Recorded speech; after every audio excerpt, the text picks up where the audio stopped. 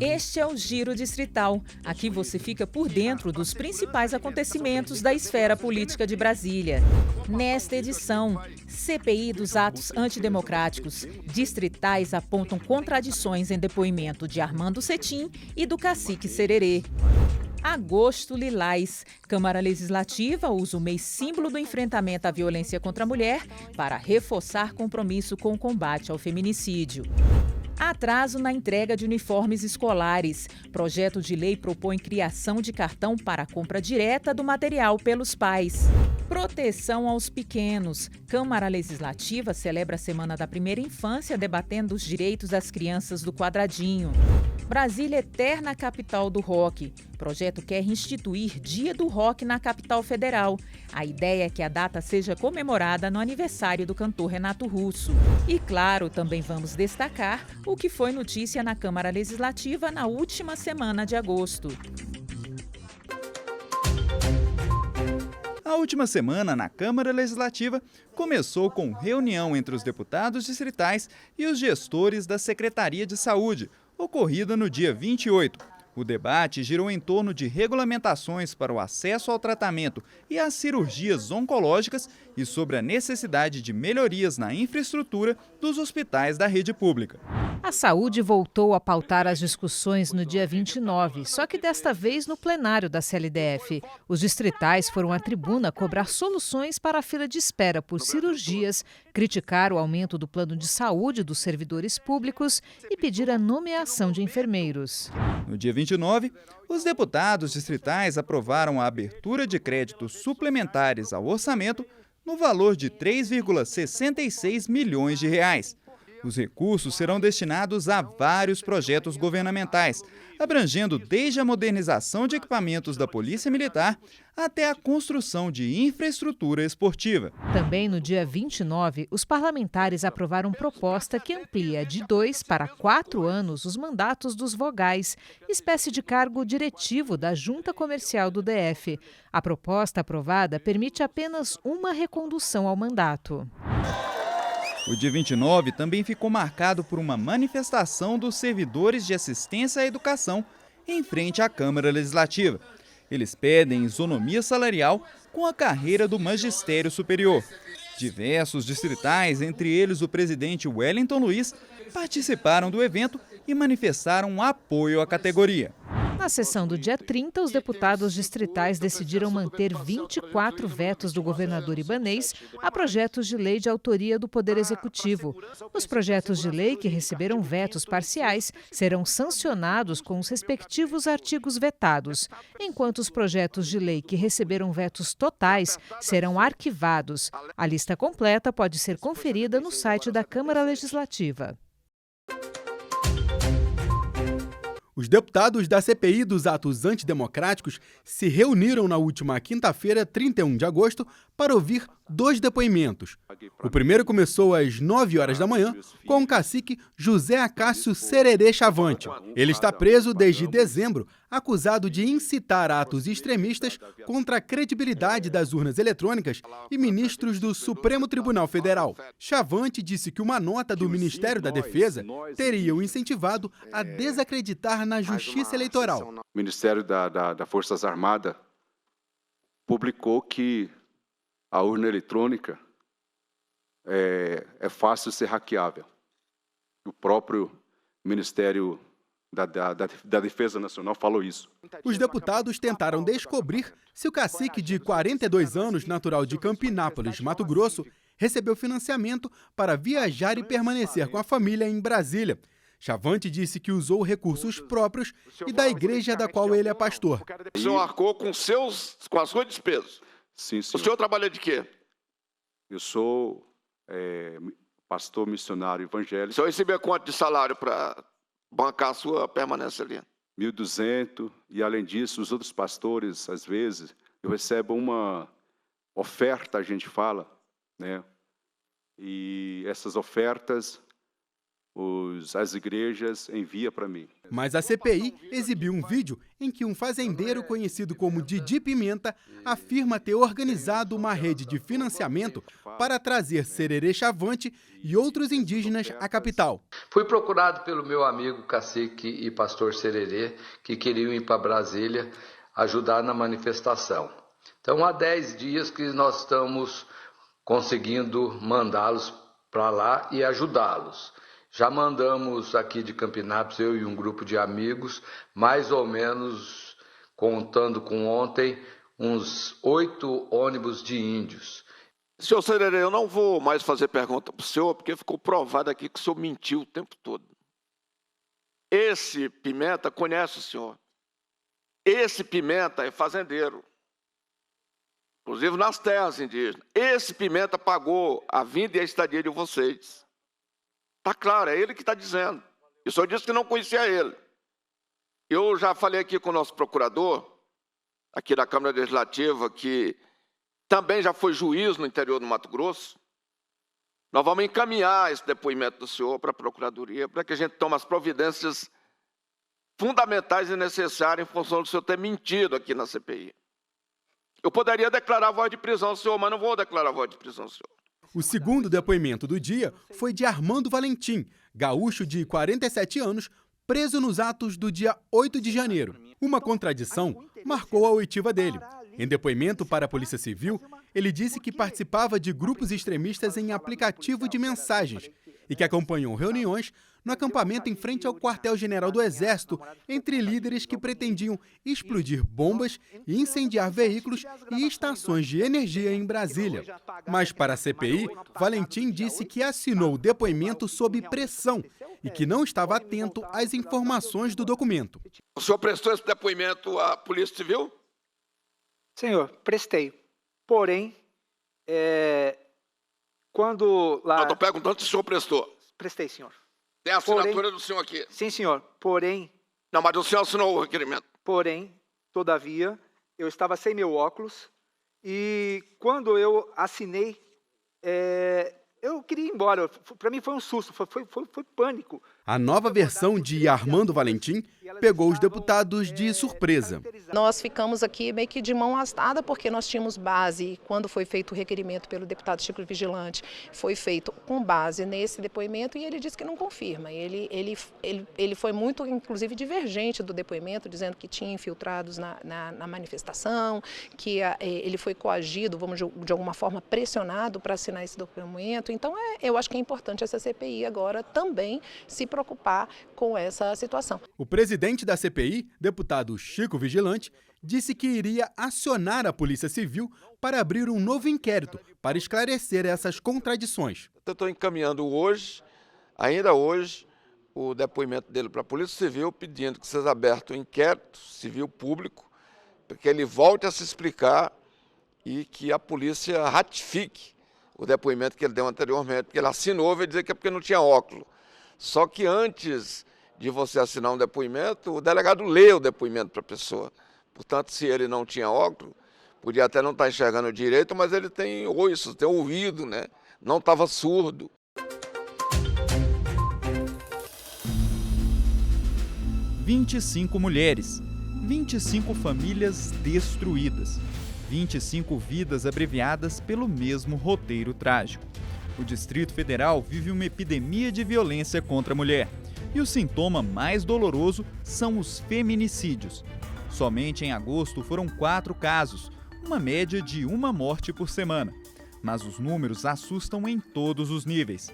São mais de 8.800 ocorrências de violência doméstica no primeiro semestre deste ano, além de 38 tentativas mal-sucedidas de feminicídio. Não é por acaso que o enfrentamento à violência contra a mulher se tornou a principal bandeira empunhada pelos deputados distritais ao longo deste ano. Desde janeiro, a Câmara Legislativa criou 11 leis voltadas à proteção da vida da mulher. E no último mês, os parlamentares aproveitaram a campanha Agosto Lilás para promover uma série de eventos voltados à conscientização da sociedade. Uma forma de dizer basta à escalada de violência. A campanha Agosto Lilás foi oficialmente encerrada na Câmara Legislativa com uma solenidade no dia 28. O evento contou com a participação do presidente da CLDF, deputado Wellington Luiz, e da governadora em exercício Celina Leão, entre outras autoridades. O combate à violência contra a mulher não é um dos principais projetos da Câmara, não. É o principal. É o principal. E nós temos que fazer alguma coisa. Nós não podemos ficar omissos. Nós não podemos achar que é só mais uma tragédia. A percepção da violência, ela ainda num país tão machista como o nosso, ela passa às vezes despercebido. Ela é suave. Ela começa com a violência na fala, depois no comportamento, em relacionamento abusivo e termina em feminicídio. Mas a última ação da campanha ocorreu no dia 29, uma audiência pública que discutiu como a violência contra a mulher se origina em nossa sociedade. Estamos aqui por todas as mulheres que já foram assassinadas. Estamos aqui para que nenhuma mulher mais seja assassinada. Maria Vitória Moura, 19 anos, esfaqueada na coxa após ser assediada em ônibus no dia do seu aniversário em Santa Maria, na passagem do ano. Maria Vitória, presente.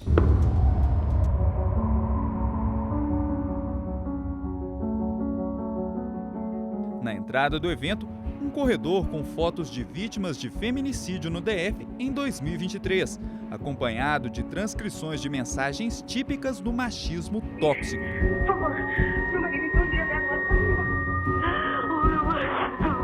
No plenário, autoridades se uniram a familiares de vítimas de feminicídio e a sobreviventes de agressões para debater como vencer o machismo estrutural, apontado por todos como a raiz do problema. Existem os dispositivos, mas são pessoas que estão inseridas dentro do machismo e dessa estrutura que executam esses dispositivos. Então, enquanto essas pessoas também não estiverem dispostas a se reeducar, a mudar para atender e acolher as vítimas de violência doméstica, a gente vai estar fazendo um trabalho de estar enxugando gelo. E a gente tem que encarar o feminicídio como uma guerra.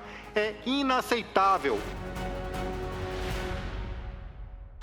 Relator da CPI do feminicídio na legislatura passada, o deputado Fábio Félix concorda que o problema do machismo tem uma base educacional, com preconceitos sendo passados de geração a geração.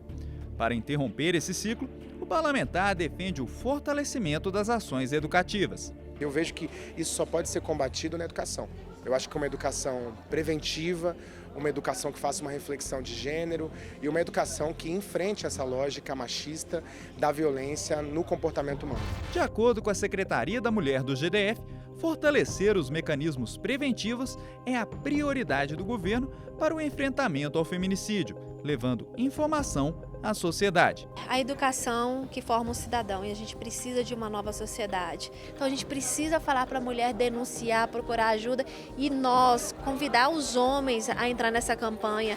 Mas será que existe mesmo uma cura para a epidemia de violência contra as mulheres? Idealizadora da audiência pública, a deputada Deise Amarilho acredita que sim.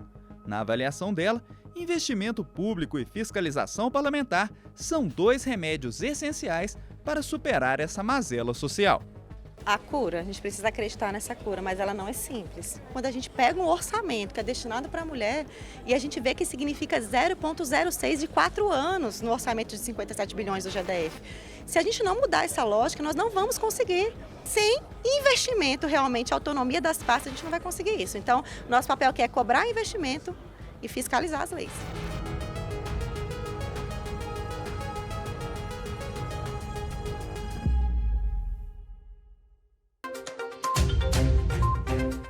O GDF sancionou 2 leis de combate à violência contra a mulher, de autoria do deputado distrital Ricardo Vale.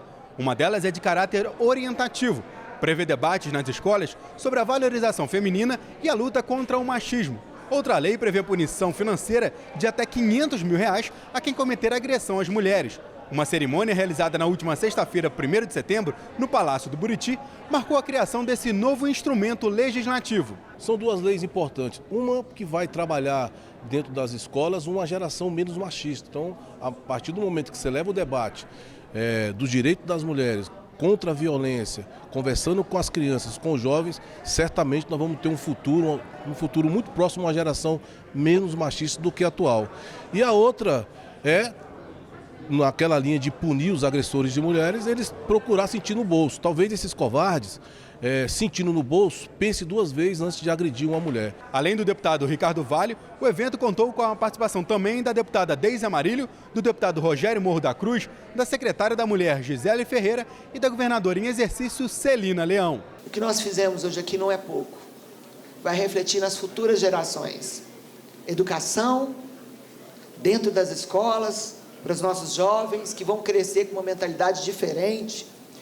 Punição ao agressor, quem sabe agora no bolso, esses agressores de violência contra as mulheres vão começar a repensar 2 vezes.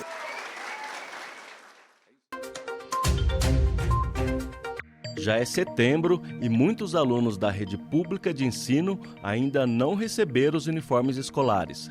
Há casos em que as roupas foram entregues, mas os tamanhos eram diferentes para as idades das crianças. Um exemplo são esses alunos da Escola 02 do Guará, que visitaram o plenário da Câmara Legislativa no dia 24 de agosto, data em que o problema foi debatido em plenário. Percebendo aqui que tem muitos alunos aqui com uniforme antigo, né? E muita gente sem uniforme. Por que será, hein? Ah, não chegou ainda, tá vendo? Então, a gente pôde constatar agora, com a visita dos alunos, que realmente o problema, ele persiste e ele é sério, né? Para resolver essa situação, um projeto de lei do deputado Ricardo Vale cria o cartão uniforme escolar. O objetivo é oferecer um auxílio financeiro para as famílias comprarem a roupa nas madarias locais. A proposta surgiu após a licitação feita pelo GDF para a compra dos uniformes, quando uma empresa de Santa Catarina foi contratada para produzir o traje escolar. A ideia é fazer com que o aluno receba o cartão uniforme escolar e escolha uma malharia para mandar fazer seu material.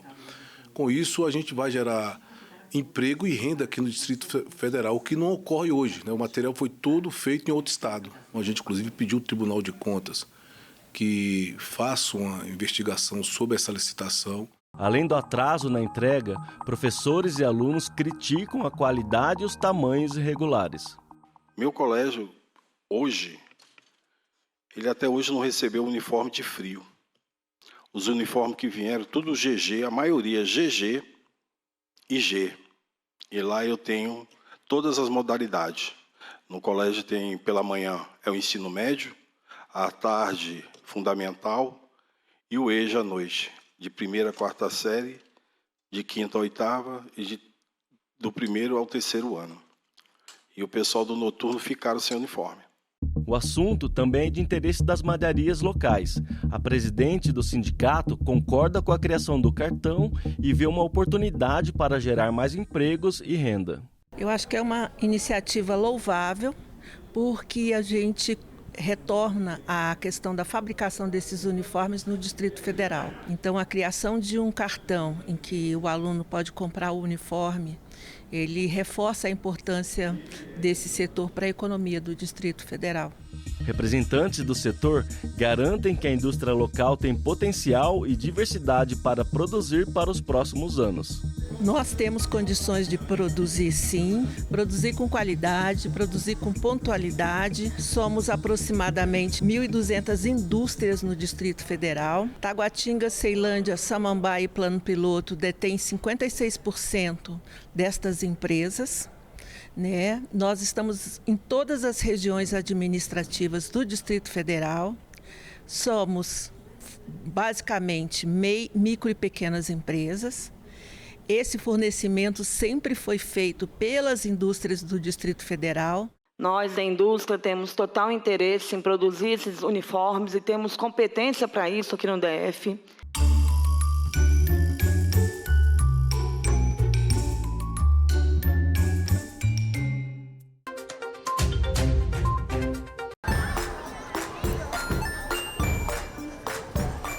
A alegria estampada nesses sorrisos mostram a importância de uma boa brincadeira na infância. Está na lei Toda criança tem direito de brincar e se divertir, assim como direito à vida, saúde, liberdade, dignidade, convivência familiar e social. Você gosta de ser criança? Amo.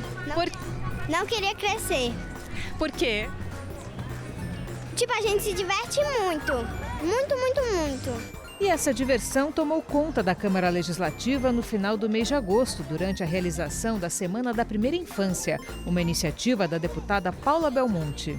Embora muitos não se lembrem dos primeiros anos de vida, a primeira infância, que vai do nascimento até cerca dos 6 anos de idade, é fundamental para o desenvolvimento do cérebro e também para a construção de memórias afetivas. Teve diversão com a criançada na Praça do Servidor, mas também muito debate sobre esse tema, que para muitos especialistas deveria ser prioridade. Foram 3 dias de programação.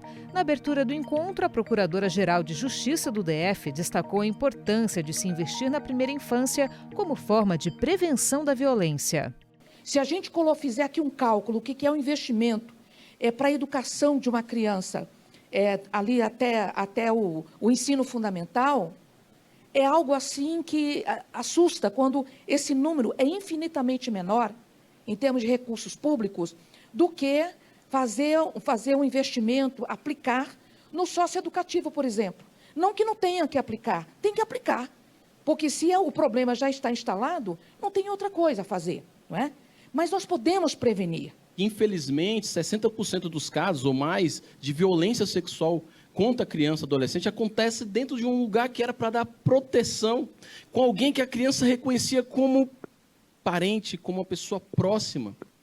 Isso também traz muito ônus para nós no dia a dia, muita dor, porque como é que você controla? Como é que você delegitima isso? É com educação, é com um Estado forte e presente, é com uma cidade segura, com capacidade das pessoas vivenciarem na sua plenitude. No dia 30 de agosto, foi realizado no auditório da Casa um seminário sobre a primeira infância, com a participação de diversos especialistas no assunto. Entre os convidados, o deputado federal Osmar Terra, que é médico e foi criador do programa Criança Feliz em âmbito nacional. A representante da Fundação Maria Cecília Souto Vidigal falou sobre os impactos das desigualdades sociais na primeira infância. Ela apresentou dados que apontam os desafios desse problema. Atualmente, 1 em cada 3 crianças que estão na primeira infância estão em situação de insegurança alimentar. A grande maioria, crianças pretas e pardas. Desigualdades que se repetem no acesso à saúde e educação. Então, quando a gente fala em desigualdades, a gente está falando em desigualdades étnico-raciais, regionais, relacionadas à renda, à escolaridade. E é em relação a tudo isso que a gente precisa pensar as nossas políticas públicas. O seminário trouxe ainda outros dados alarmantes, como na palestra sobre como o racismo impacta o desenvolvimento infantil, que apontou que quase 70% das crianças de 0 a 4 anos que estão no CadÚnico e recebem benefícios sociais são negras. A partir de agora, a Semana da Primeira Infância será realizada todos os anos na Câmara Legislativa, sempre no mês de agosto. Essa política, eu costumo dizer o seguinte, que não é uma política café com leite, não é uma política menos invisível, é a mais importante. E nós trouxemos aqui na Câmara Legislativa uma quantidade de crianças para poderem brincar. E é isso que nós queremos, é que as crianças possam brincar com saúde, com alegria e chamar a atenção das pessoas, porque se todos nós nos unirmos em prol dessas crianças, com certeza nós teremos uma cidade muito mais justa, uma cidade com menos desigualdade social e com mais oportunidade de realizações de sonhos.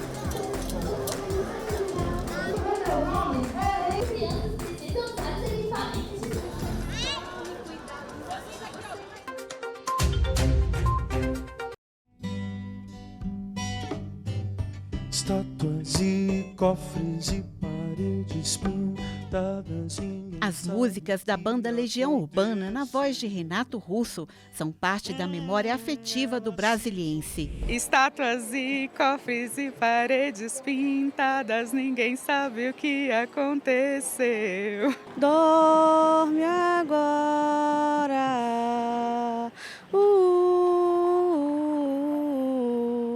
é só o vento lá fora. É preciso amar as pessoas como se não houvesse amanhã. Porque Mas se você parar pra pensar, na verdade não há. O músico Gabriel Martins é o vocalista da banda Sereníssima, cover da Legião Urbana. A banda Sereníssima ela tem 3 anos, agora em outubro faz 3 anos apenas. A gente começou, como eu falei, como tributo e veio em 2021 para 2022 viramos a chave para ser cover. Foi quando eu botei a bata branca, botei o cachecol, fiz a barba igual, botei o cabelinho e tal. Ele fundou a banda para homenagear o pai, que era fã da Legião e faleceu em 2020. Eu escutava a Legião Urbana o dia inteiro. Conheço lado A, lado B, conheço tudo por conta do meu pai, que ele me ensinou a escutar. A importância do rock no cenário cultural de Brasília levou o deputado distrital Ricardo Vale a propor um projeto de lei que cria o Dia do Rock Brasiliense no calendário de eventos oficiais do DF. A data escolhida foi 27 de março, dia de nascimento de Renato Russo. É um legado maravilhoso de bandas como Legião Urbana, Plebe Rude, Capital Inicial, e a gente não pode perder esse legado. Então, a ideia de criar o Dia do Rock aqui, no dia do aniversário do Renato Russo, é justamente para poder continuar fomentando o rock, né? Aqui tem muita produção ainda de rock, muitas bandas boas, mas, sobretudo, manter esse legado vivo, esse legado rico que foi o rock brasiliense. Carmen, irmã de Renato Russo, entende que a homenagem fortalece a cultura e perpetua um legado histórico. Eu acho que consolida o rock brasiliense e agradeço, né, porque seria você ter no calendário oficial de Brasília o nome do meu irmão, Renato Russo, em homenagem ao rock brasiliense. E eu estendo isso à cultura brasiliense, porque não é só o rock, né? É a música mesmo, é a juventude brasiliense. E você perpetuar essa história, essa cultura, né? Essa placa aqui na colina da UNB, ponto de encontro dos roqueiros da cidade, foi instalada como parte do projeto Rota Brasília Capital do Rock, para lembrar o movimento musical que fez a cidade entrar para o mapa da música brasileira, com bandas como Legião Urbana, Capital Inicial e Plebe Rude.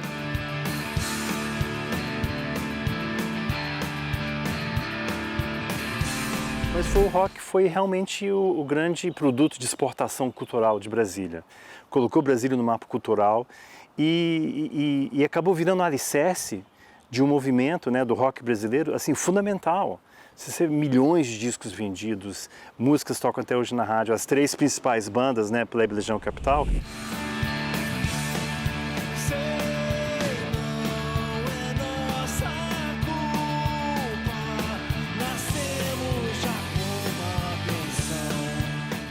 Felipe Seabra tem dedicado tempo e esforço para um novo projeto, o Museu do Rock Brasileiro, com sede em Brasília, que vai reunir um extenso acervo para contar a história do rock no Brasil. Estou nesse projeto há 2 anos e meio, a gente está conseguindo juntar apoio de muita gente, inclusive as maiores bandas, né, e artistas do rock brasileiro.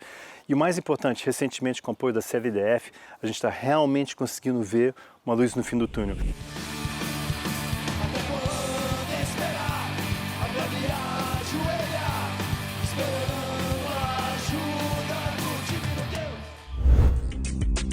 E não se esqueça, para outras informações sobre os trabalhos da Câmara Legislativa, acesse o portal de notícias da Casa.